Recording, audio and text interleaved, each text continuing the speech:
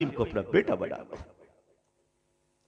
कोई बेवा औरत है, मुताल्लिका औरत है, उसकी मदद कीजिए। अगर निकाह की उम्र बाकी है तो उसकी दूसरी शादी करवाइए। यह आपकी जिम्मेदारी है। वरना याद रखिए, एक मस्जिद के अहाते में अगर कोई औरत मजबूरन अपनी आबरू का सौदा करती है तो हाजी साहब, नमाजी साहब, बचोगे नहीं। आप अपने कमरे को बंद कर तस्बीह हिला के बचोगे नहीं। अल्लाह ताला ने कौम पर जब अज़ाब भेजा तो फरिश्तों ने कहा, अल्लाह, इस बस्ती में एक तेरा बंदा ऐसा है जो पलक झपकने के बराबर भी तेरी नाफरमानी नहीं किया, उस आबिद का क्या करूं? अल्लाह ने फरमाया, इस अज़ाब के साथ उसे भी पलट दे। कहा वो मेरा आबिद है, मैं उसे क़यामत के दिन दे दूंगा। लेकिन इस वक्त वो मुजरिम है कि उसने खुद तो मुझे पाया, मेरे बंदों तक मुझे नहीं पहुंचाया।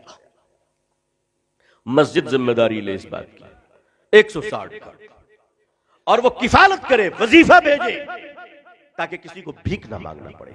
हमारी कौम में एक गरीब आदमी अपनी बेटी की शादी के लिए अगर भीख मांगता है तो शर्म आनी चाहिए, हमें गैरत आनी चाहिए। हमने कलकत्ते में अपनी मस्जिद में पाबंदी लगा रखी है, कोई नहीं मांग सकता। जरूरतमंद है तो आप तफसील दीजिए, क्या है बताइए आप, इंशाअल्लाह आपकी शादी बेटी की करवाई जाएगी इंशाअल्लाह, और हो रही है अल्हम्दुलिल्लाह। अब आप चोचले बगा रहे हैं कि यामा का मोटरसाइकिल चलाए तो माफ कीजिएगा, वो सब नहीं देंगे हम आपको, एक मुनासिब तरीके से।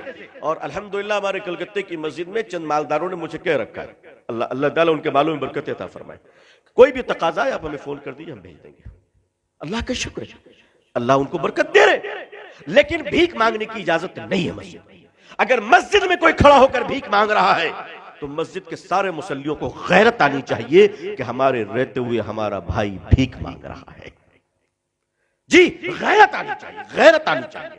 बेगैरत है वो लोग जो 10-5 दे के निकल जाते हैं। बेगैरत है वो लोग दीनदार नहीं है, सखी नहीं है, वो बेगैरत है, वो भिखारियों को प्रमोट कर रहे हैं। सिखों में आपने भीख मांगते हुए नहीं देखा होगा, जैनियों में आपने भीख मांगते हुए नहीं देखा होगा। क्यों? वो अपने गरीब को खड़ा कर देते हैं, गरीबों को खड़ा कर देते हैं। हम गरीबों की कमर तोड़ देते हैं। हम मोबाइल खरीदते 50,000 की, लेकिन गरीब को आलू में 1 रुपए ज्यादा देने के लिए तैयार नहीं है। कहते नहीं, मोल भाव करो, दाम करो, नीचे करो। नेट पे खर्च करेंगे, इंटरनेट पे खर्च करेंगे, मगर हम किसी की मदद नहीं करेंगे। और मदद भी करेंगे तो अल्लाह की पनाह, ये जाड़ा आ रहा है ना, सर्दी आ रही है, कंबल बांटेंगे लोग, स्टेज लगाएंगे, माइक लगाएंगे और कहेंगे आओ गरीबों कंबल दूं। उस वक्त तक नहीं दूंगा जब तक कि फोटोग्राफर ना आ जाए, क्योंकि हम खुदा को दिखाने के लिए थोड़ी ना दे रहे हैं। और उसके बाद कंबल भी देंगे तो ऐसे गरीब को हाथ इस तरफ, चेहरा फोटोग्राफर की तरफ। क्यों गरीबों को जलील करते हो? सोचो अगर मंजर बदल जाए तो कैसा लगेगा। अगर कल को वो इस तरफ हुआ, तुम उस तरफ हुए, तब क्या होगा? तब क्या होगा? आज अल्लाह ने देने के लायक बनाया है तो चर्बी जम गई है, फोटो खिंचवा कर देते हो गरीबों को।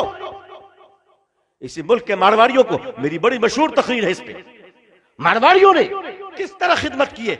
लोगों, गैरों को सिर्फ बुरा कहने से नहीं होगा, हमारी अच्छाइयां उन्होंने ले ली, उनकी बुराइयां हमने ले ली। आइए, अगर मुकाबला करना है, जो गम आपके दिल में है 2 दिन से, मैं उस गम से अलग नहीं हूं। मैं तो उससे इतना मुतासिर हूं कि बस अल्लाह बुलवा रहा है इस वक्त जो मैं आपसे बोल रहा हूं, वरना मेरी हैसियत नहीं कि मैं तकलीफ कर सकता था। मैं आपसे कम गमगीन नहीं हूं, लेकिन इलाज तो ढूंढना पड़ेगा ना। अगर हम आप रोने ही लगेंगे तो काम कौन करेगा? इलाज तो ढूंढना पड़ेगा, कि इस गम से तो निकलना पड़ेगा, मुतबादिल तो ढूंढना पड़ेगा। और वो मुतबादिल ये है कि मुसलमानों, जिस पार्टी में तुमको रहना है रहो, चमचागिरी बंद करो। तुमको जो पार्टी करना है करो, चमचागिरी मत करो। और ऐसे मुसलमानों से मुसलमानों बचो जो बाप के जनाजे में तो टोपी नहीं पहनता है, एमएलए के इफ्तार पार्टी में 3 हाथ की लंबी टोपी पहने खड़ा रहता है। ऐसे भिखारी मुसलमानों से बचो। इफ्तार पार्टियों का धंधा बंद कीजिए, इसने आपको रकाबी पकड़े फकीरों में तब्दील कर दिया है। नहीं, और आप चुप रहना सीखिए, कुछ नहीं बोलना है, नो कमेंट्स। सोशल मीडिया का इस्तेमाल कम कीजिए, हो सके तो अपने घरों से टीवी को निकाल दीजिए।